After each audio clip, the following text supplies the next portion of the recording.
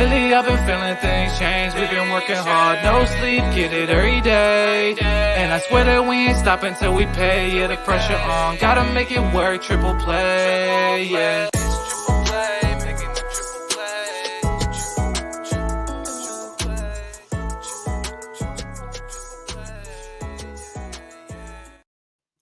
This is Triple Play Fantasy Basketball, Season 4, Week 3. I'm your host, Coach James Lewis. On the other end, as per usual, Doc, the cheat, Mendelson. I'm just kidding on the cheat part.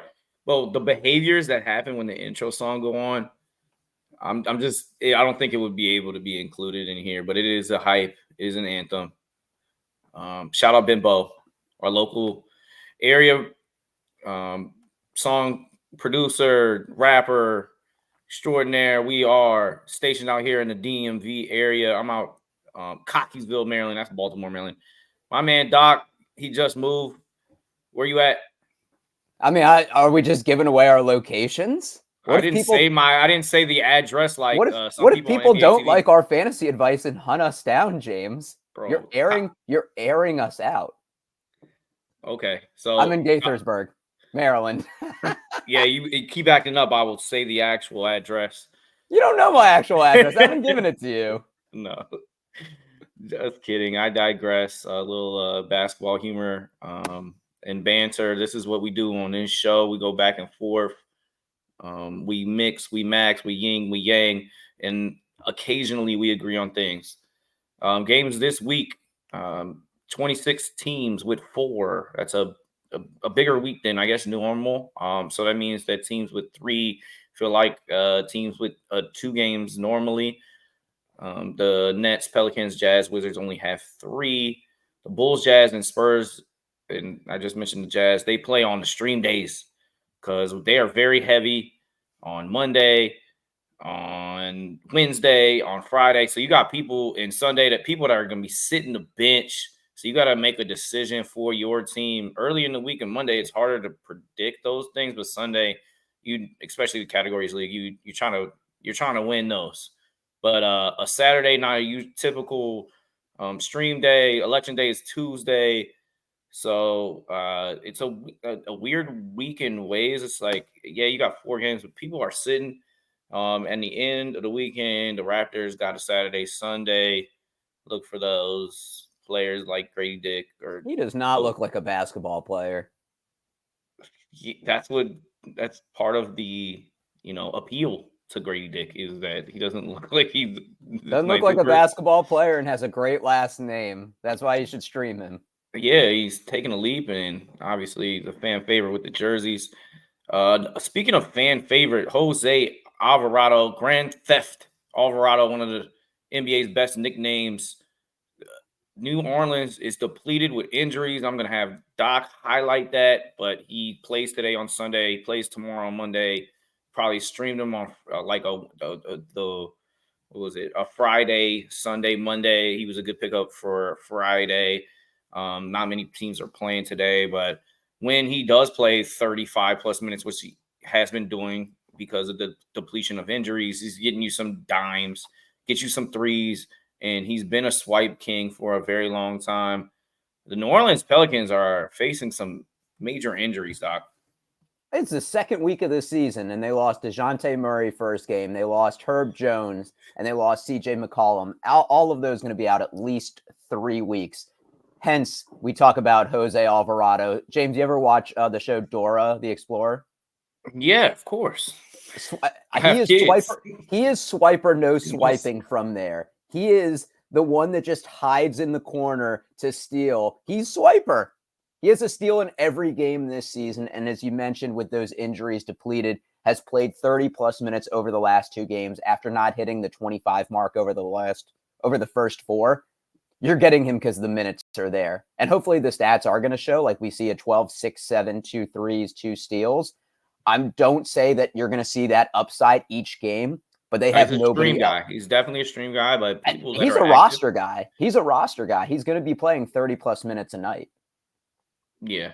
And with that, you like when injuries happen, you can pick these type of guys up and you can really benefit from extra games. Scotty Pippen Jr., bro, he's got a vendetta. He's got a vendetta against his former coach, Darvin Ham. And he went out there, he's playing Dame full court. He said, my former coach didn't believe in me, so I had a little extra chip on my shoulder, and he's dropping dimes off the bench. He's found a role as that backup point guard. Yeah, they don't got Tyus Jones no more, but they got Scotty Pippen Jr., and he's playing some good ball, and he's right now rosterable in the 12 teams league, no question. James, you literally stole my comparison. I was going to say he was Tyus Jones on steroids. I mean, look at those stat lines. 12 points, 13 assists in 29 minutes, 14 points, 10 assists. Gosh, that's great. Yeah, and he fits really well. To do something stupid again. He fits well with say a Vince Williams Jr. that are coming off the bench. Ja is playing, all NBA basketball. So he's a nice spark plug off the bench. Scotty Pippen Jr., although he is a junior of a Hall of Famer and one of our greatest players to ever play the game, he's really had to work to get into this league. He had bona fide stats from Vanderbilt, had a great college career, and just really couldn't get a look. But then every time he plays, he seems like he makes a positive impact for a team. So I'm glad he's kind of finding a role as a backup point guard for the Memphis Grizzlies. See, this is what happens when the son of a Hall of Fame talent player actually deserves an opportunity and isn't just drafted because their dad pulled strings. Yeah, you set me up for that one. Watch it there, buddy. Yeah, you set me up for that one, buddy. Fair enough. We digress. This is not the Bronny James podcast, but I mean, that's kind of a cool thing to watch. Tari Eason hit that stat line of the week for that daily fantasy play. If you got him when he had that 27, 9, 4 steals, 3 blocks, 3 threes, when he plays minutes, he gonna give you that. And he's our big pickup for the week, stocks included. It won't last forever because he falls out of the rotation constantly. But like, if he can ever get those consistent minutes, whether it's for Houston or whether they move it on, because they have so much young talent. And who wouldn't want a Tari Eason who plays both ends basketball, but he is a fantasy champ when he gets those 25 plus minutes. James, I know this is going to make you uncomfortable, but part of this is just my shtick of being weird. Yep. Tell me if you didn't play this line in DFS yesterday. You streamed Tari Eason and you see 4 steals, 3 blocks on top of 27 points and 9 rebounds, 3 threes. Tell me you don't get a little hard. Pause. I knew that was coming. Tari Eason ain't making it hard. But Tari Eason averaging 2.2 steals a game, and he's been playing 20.5 minutes. And what's interesting is Şengün has been playing less minutes in the rotation. Remember, he is coming off a high ankle sprain. He doesn't look as good on defense. I'm not saying that this is here to stay, and I know they went into overtime yesterday, but he had 35 minutes. And when you look at Tari Eason last year, he played 22 games, 21.8 minutes a game, and then he missed the later half of the year for leg surgery. It was kind of unspecified, but he might be working his way back from injury. He's still 23 years old. If he gets the playing time, I mean, that's a steals guy at minimum. And he seems like a player that Ime Udoka, he could win him over in a rotation. He's here to win. Jalen Green is taking a leave. Şengün's taking a leave. I know he's battling that ankle injury, but they're playing to win. And, stats don't lie, but like game don't lie. And if he can fit in and even play some small ball center at times, I think that he can continue to rise in his minutes and become fantasy value. He's somebody that, like, if you hold and he does do that, like, he could really be a huge deal for your team, especially in categories leagues. Mm-hmm. David Roddy, the wrestler / football player / he actually plays professional basketball. He looks like he dropped some weight, though. He doesn't look as linebacker-esque as he did for the Grizzlies last year. Yeah, but wide shoulders don't lie. Like he looked like he could play some other sports. He's benefiting. You say pause. Here you are ogling over another man's physique. All right, I'm talking about their shoulders, though. I'm not saying they're making me hard. I said a stat line is. Nah, you said what you said. I We can said roll the a tape back. stat line if you streamed it, and I will stay true to that. Speaking about strong stat lines, he is filling up it through the categories. Dyson Daniels out. There is some opportunity here. 11, 6, 2, 3, some stocks. Right now, I mean, you can find worse people, especially the stream, especially trying to hit or win some of these categories. So David Roddy is at least on your watch list for the Atlanta Hawks. Yeah, I mean, Dyson Daniels questionable today with a hip contusion. Last 2 games, David Roddy, 27 and 32 minutes. He's taken 10 shot attempts in each game. We know that he can shoot the 3 that we saw in Memphis last year. I mean, I like what we're seeing from a categories league. He's giving you a little bit of everything. I mean, somebody cut Dyson Daniels in your league and got some room in your IR. Maybe use one of your pickups for the week. Just kind of stash him. He seems Dyson Daniels belongs in the steals court too. I know it's early, but bro, anybody plays 90 feet like he does and antagonizes, I like him. I like watching Australia this summer. I was very impressed with him playing alongside Josh Giddey. Just getting a reboot over there in Chicagoland. Ochai Agabi is getting consistent minutes for the Toronto Raptors, and he seems like he's a growing player. He was a player in college that grew every single year. He gets reunited with Grady Dick, who we have here just because he's 50% roster, but like he's dropping 30 back-to-back games. I don't see him in most leagues. You might find Agabi more so, but he's getting a little bit in all your categories. Get some of those defensive stats, and the second-year player, he's somebody that could take a leap, much like Grady Dick, his teammate, has done. Yeah, I mean, you look at Agabi each of the couple of years. So 3rd year in the league, first year played 20.5 minutes. First half with Jazz last year, 19.7. Then with the Raptors, 23.6. Now he's at 29.9 minutes a game. I think a lot of it is just opportunity. He's shooting 59% from the field, 45.5% from 3 on the season, 1.3 steals. He's played 30-plus minutes back-to-back games, more than 25 minutes every game this season. And Scotty Barnes is out at least 3 weeks with an orbital fracture. So that is why we're focusing a lot on these Raptors players, especially in the front court, because Scotty Barnes was expected to have such a high usage rate. And that is super huge from a former first-team All-American college player that seemed to get better every year. And before he got injured, he looked like he was the best player in college basketball at that moment. And maybe they got a steal in that Jazz trade. All right, your guy. I'm gonna send it your way. I'm not touching this guy, but it is something and somebody that you should keep your eyes on.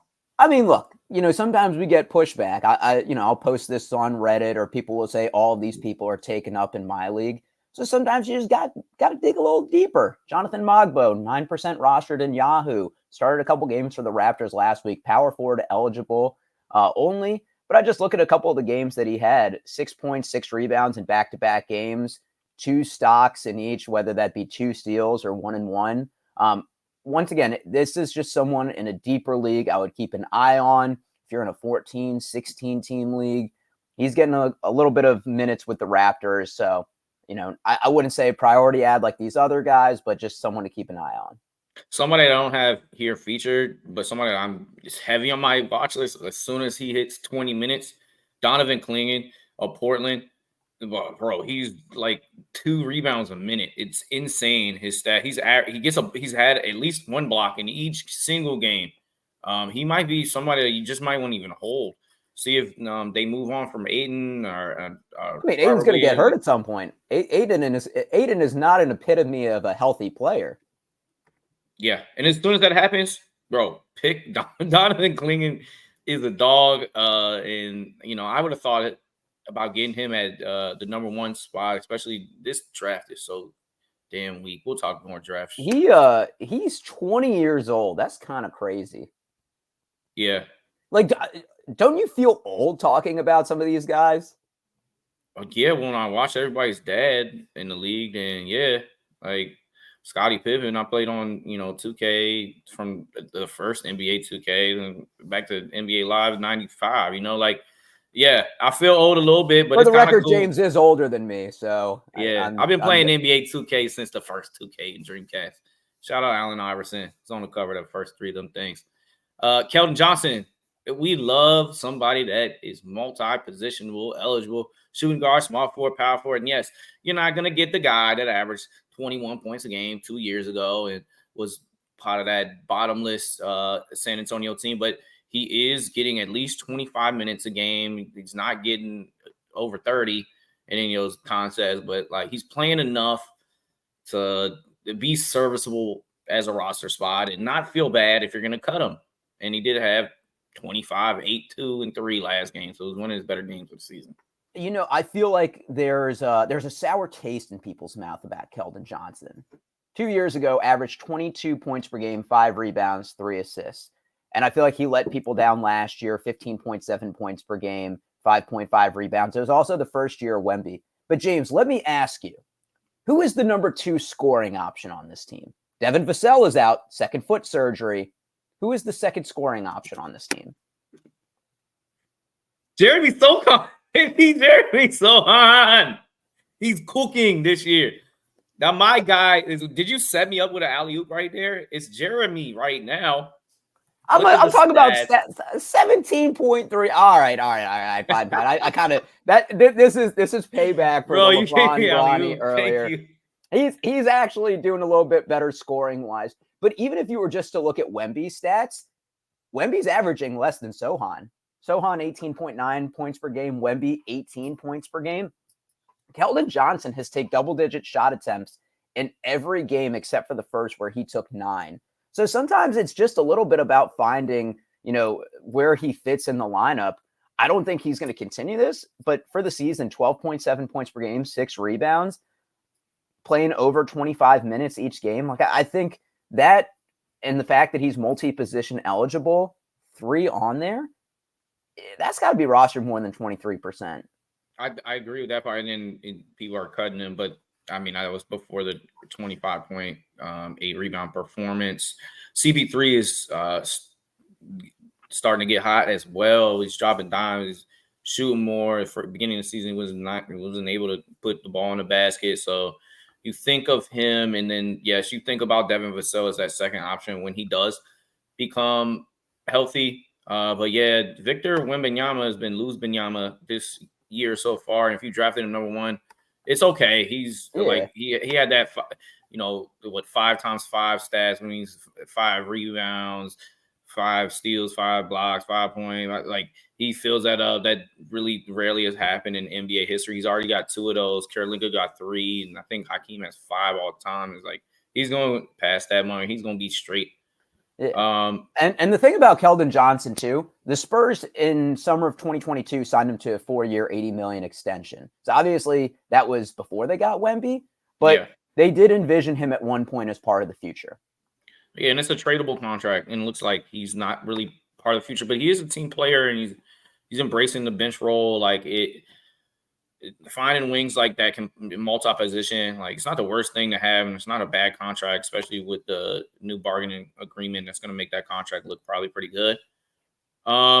So somebody that's been really hooping, former number 1 overall pick, is Paolo Banchero. He's out for some time, and you got to find some other Orlando Magic people to fill these minutes. Anthony Black is getting this, and he's getting a lot of different categories. The trust is not quite there in the shot, although he's shooting over 40%, I think, on the season for 3. He doesn't shoot many, but he gets some stocks, he gets some blocks, and he's somebody that I'm definitely watching, especially him going into his second year and seeing if he can really take a step up with this opportunity now that Paolo is going to miss some time. Yeah, I mean, he's been getting minutes this season, 20-plus minutes in every game. I do worry that I mean, you talk about the shot attempt or, the scoring. He hasn't taken double-digit shot attempts in any game this season. But I like what he's doing. I mean, he's kind of hooping from a just overall perspective on the season, 8.2 points per game. Like he's giving you something, a little bit of everything. And he's only 20 years old. So the Magic did look kind of lost Friday against the Cavs. They got blown out. Obviously, Cavs are an undefeated team. But I'm going to be interested to see about Anthony Black because I feel like there's been a log jam, and now who's going to step up for the Magic?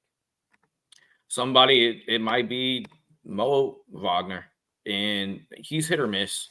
When you stream him, you might get some stats, but he's somebody that last game he played 28 minutes, which is the highest of his season, 14, 5, and 2. But he's somebody that on the Magic roster that they look to when injuries happen. So he's another person that you could stream for the day. Not talking about a hold, but he's somebody that, could get a look. Yeah, I mean, it's because his brother's on the team. Let's be real. Yeah, I mean, he's decent. He brings a certain. They're the German Morris twins. Yeah, he isn't terrible though. The German Morris twins. Say it with me, James. No, that's gonna be yours. Kyle Filipkowski, is he gonna be the one to fill in on Hendrick's shoes? Who had a gruesome non-contact injury? I know Doc is an injury guy, but he was starting. They went for somebody young, and Taylor Hendricks, a second year lottery pick for the Utah Jazz. They got Filipkowski late in the draft. It's well documented, some of his off the court. I don't even know what to say about the kid, but he's a talented basketball player. And he's dating. He got approached by a cougar. Let's just put it that way. Okay, yeah, the babysitter turned wife. Kyle Filipkowski, he might be the person that gets some of those minutes, and he's somebody that at least should get some looks because if you look at his Duke stats, those are very serviceable in the NBA. If he can play minutes and get some of those stats that he was getting as a freshman and sophomore for the Dukies. Not pressed to pick him up yet, but he's there. I mean, Markkanen's not getting minutes also. Utah is still somewhat full tank. Yep, for sure. So you got to watch out for these young players and their opportunities. Corey Kispert, speaking of opportunities, he's getting that. He's getting his 30 minutes. He's getting threes. He's, he doesn't shoot you out. He shoots a pretty good percentage. And he's somebody that I feel like should be on, like a waiver wire pickup, drop type of guy for the rest of the season. He is not going to screw you, but he's not going to push you over the edge. Corey Kispert, I think he should be owned more than 12% of leagues. And then if I'm in a 14-team league, I would give him a look. I mean, those numbers not looking too good. 39% from the season, shot 1 of 10, 0 of 6 yesterday. Wiz just aren't good. He was bad yesterday, but the 2 games before that, he had at least 4 threes. So, I mean, categories-wise, if you're trying to win your threes on a Sunday or he plays a Friday, Sunday, he has no blocks on the season, James. I don't know where you got that 0.2 blocks from. I've swatted as many shots as Corey Kispert, and I'm a foot shorter than him. Interesting. You probably wish he got a block. Yeah, I don't know. Maybe those are Twitter blocks. I don't know. Charlotte Hornets are being hit with some injuries as well, especially in the front court. Mark Williams, whose injury status for the last 2 seasons has frustrated many owners, especially people trying to get him this year. He had a whole offseason to recover. He should be healthy, right? No. And then Nick Richards is balling out, but right now he's injured. And Grant Williams does play a little small ball center. He'll hit some threes. He gets a little bit of everything. Somebody to watch. And then, in the last 2 games, he's been at least productive. So we decided to give him a mention, a week, pickup week. Yeah, and if you get points for flagrant fouls and decking people, then he's definitely worth an ad. You bum. He's bum, bad. James. He's bad. No, he's not he's my guy. I guess he's just in there. Yeah, I mean, look, the stats don't lie, but just teams giving up on him. The Celtics, the Mavs traded him in season. He's just a bum. Yeah, I'd rather have this guy, Royce O'Neale, somebody I picked up in 2 leagues this week. He gave me a 21, 7-5, 1-1 performance on my stream pickup day. So I'm messing with him. He's always been pretty chills when it comes to categories, leagues, and he's somebody who I had mentioned pickup drops, Kispert, O'Neal's there. You pick up O'Neale, especially in categories leagues. Oh yeah, I mean it just fits into that Suns offense well. Not going to drop 21 that often.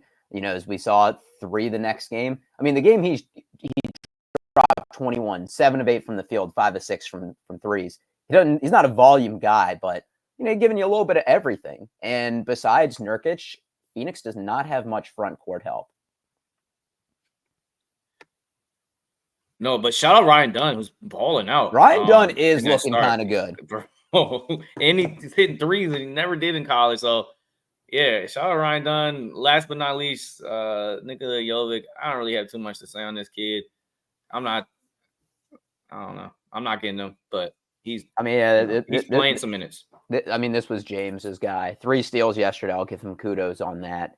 Miami Heat are tough to figure out right now. They play like 8-9 man rotation, but I swear they just don't score a lot of points as a team. Yeah. We'll keep it short and sweet when it comes to Jovic, the Miami Heat. We don't really got anything too great to say, but there are some young players on this list that you want to look to and see like who pops.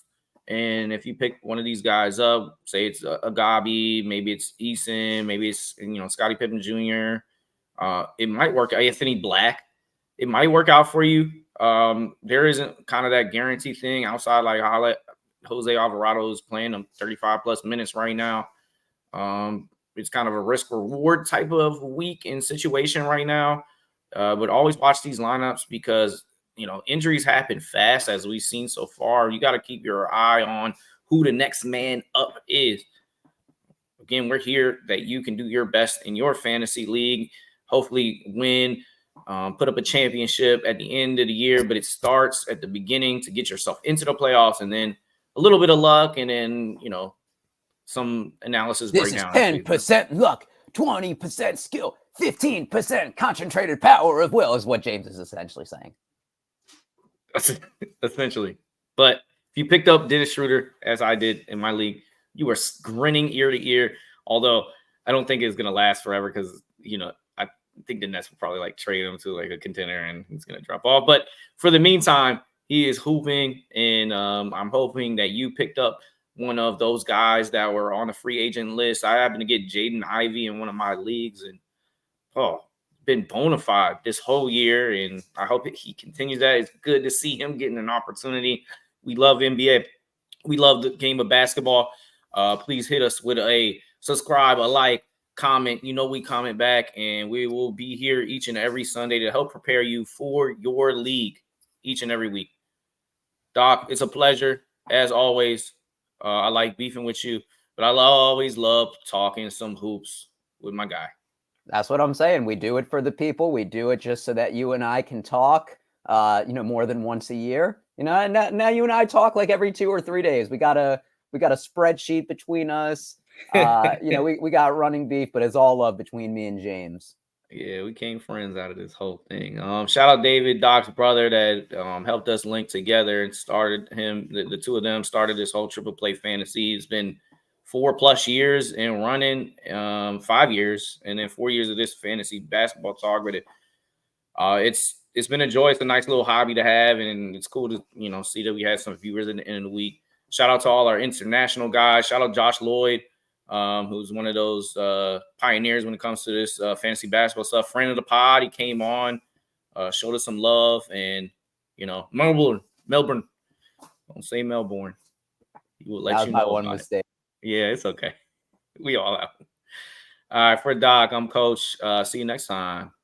Peace.